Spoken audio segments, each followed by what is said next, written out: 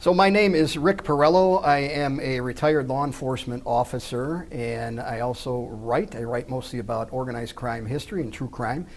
And my most recent title is called There's More Bodies Out There, is the story of a mobbed up serial killer and his police officer partner.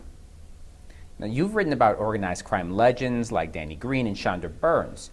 By comparison, Richard Henkel is less known. How did you decide Dick Henkel was worth researching? Well, I first heard about Richard Henkel while I was researching for my book, Super Thief. And as sometimes happens with writers, you hear about a character or a story and it kind of plants a seed. And that's what happened with me with Richard Henkel. And then if you fast forward, maybe 10 years, I remembered the story. I was kind of looking at something else to write, and I thought, let me look into this guy, Richard Henkel, a little bit more. And I found a book called Pittsburgh Characters. There was a short story written about him, and when I saw the breadth of his story and all the different curves that it took, I thought I have to write this story. How did you research There's More Bodies Out There? Yeah, well, like I research any of my projects, I look for whatever papers out there, newspaper articles, police reports, court documents, and I look for people who are still around, who are alive, who I can interview. And I start reaching out and see if they're interested in talking to me and so forth. I'll go into the newspaper archives is a good one, because usually these major criminals and major crimes are covered pretty well by the media. So there's quite a different ways that I look into it. Also books, come to the wonderful public library here and start doing research there. Of course, you could do a lot through the internet too. Now, you also interviewed Dick Henkel as well, correct? I interviewed him by way of corresponding with him. I got about 2 years into my research, or maybe a year into my research, and I thought, this guy is still alive. I mean, he's in prison, but he's still alive. Maybe he'll talk to me. So I sent him a letter, and he was not interested, but I tried to leave the door open. So I wrote back to him. I said, what about if in about 6 months or a year I write back to you and let you know how the book is coming along? And he wrote me back and said that would be fine. Well, that's exactly what happened. And in that second letter, I put some questions in there for him, and he took interest, according to him, because he felt that there were some things I had wrong. And he started corresponding back with me. Replies took about 2 weeks to get, and we went back and forth with letters for about 10 months. Now, Henkel has admittedly killed people. Yes. He has lied. He's not what an officer or a journalist might consider a reliable source. Correct. How do you fact check someone like Henkel? Well, it's difficult. There's some things I would not be able to fact check, things that only he knew, and there might be other people that know, but they're not going to be talking because they would be implicated in whatever crime we happen to be discussing. But there were times, like for instance, he said he had served in the U.S. Air Force. Well, he told me that he did. He wrote that he did, but I didn't know for sure if he did. So I filed for his paperwork, and it took a couple of months, but I got it, and it did show that he served in the Air Force. He was honorably discharged, and of course when I told him that I did that, he got a little bit bugged and wondered why I did not trust him in the first place. Why would we ever be suspicious of such a man? Right, exactly. Now, how does Officer Gary Small fit into all of this? So Gary Small was a suburban Pittsburgh police officer, and he got hooked in with Richard Henkel. He had been, in many years earlier, a childhood friend of Richard's brother. So when Richard got out of prison first time around, he hooked up with Gary Small, who was working as a police officer. Gary Small was a decorated Vietnam veteran who was serving admirably, serving his community as a patrol officer.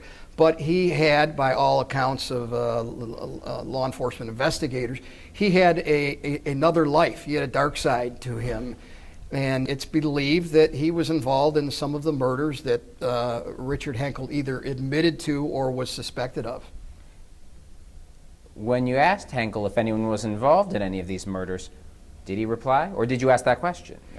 Well, it was. I didn't ask him directly. I asked him a lot of questions in sort of a roundabout way to kind of feel him out, because I didn't at any point, and this is kind of what detectives would do, investigators would do, interviewing someone. You got to be strategic about it, and I didn't want to get to the point where I pissed him off and he just stopped talking to me, because he had no obligation. He was under no obligation to write back to me at any point. He could have stopped responding to my questions and letters at any point. But he didn't. He stuck with me till the end, and to the point that I felt I had everything that I was going to get out of him. Now, you've written several books about Cleveland organized crime. Henkel was more Pittsburgh area, more Mahoning Valley area. How does the Pittsburgh mob differ from the Cleveland mob? Well, yeah, Richard Henkel was based in Pittsburgh, but he had connections in Youngstown, in particular Joey DeRose Jr., who was a Cleveland Mafia enforcer. So the Cleveland Mafia and the Pittsburgh Mafia, especially considering their beginnings going back to Prohibition, they were pretty similar. And the way Youngstown comes into it is Youngstown is roughly halfway, geographically halfway, between Cleveland and Pittsburgh, and it was a blue-collar area. It had gambling there, and it was kind of an accepted thing, and there was money to be made. So both the Cleveland Mafia family and the Pittsburgh crime family, they had crews that had different jurisdictions within the Mahoning Valley, and that's how Youngstown comes into it. And Richard Henkel had his connections, in particular, like I said, Joey DeRose Jr. in the Mahoning Valley area. You've had one book turned into a movie, another book that's in the process of that. Yes. Is the Dick Henkel story coming to a theater near you? I sure hope so. Kill the Irishman, very possibly Super Thief. We'll go into production soon. I'm hoping the Dick Henkel story. There's more bodies out there. I think it could be a series. There's so much involved. I don't see one motion picture. I see a series adaptation.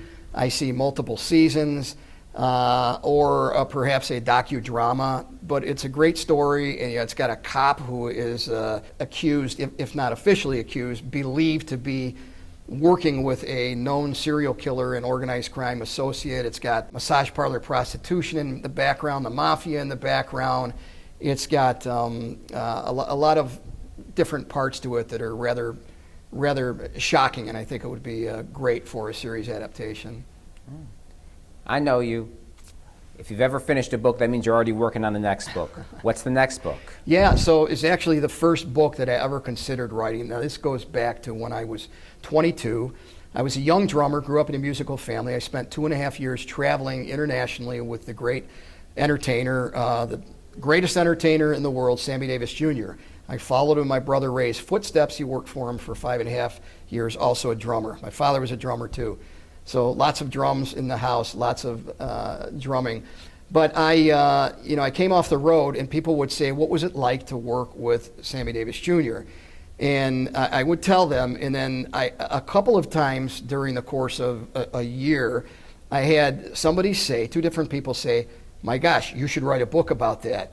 Well, after the second time, I thought this would make a good book, so I started getting all of my pictures. I was a bit of a shutterbug, and my itineraries and different memorabilia together, and then started organizing the book and starting to outline and so forth. But then I got interested in the murder of my grandfather and the whole Cleveland Mafia history thing.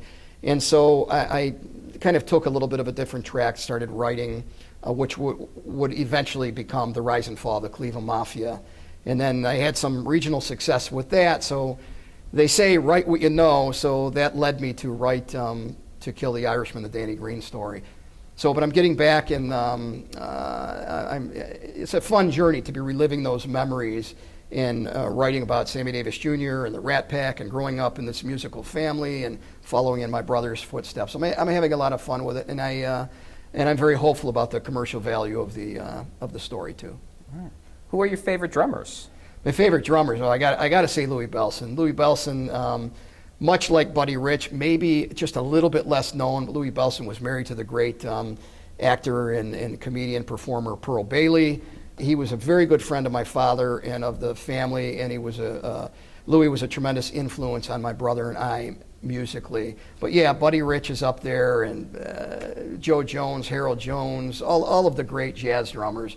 I was mostly brought up in jazz, and we listened to all of the great jazz drummers out there.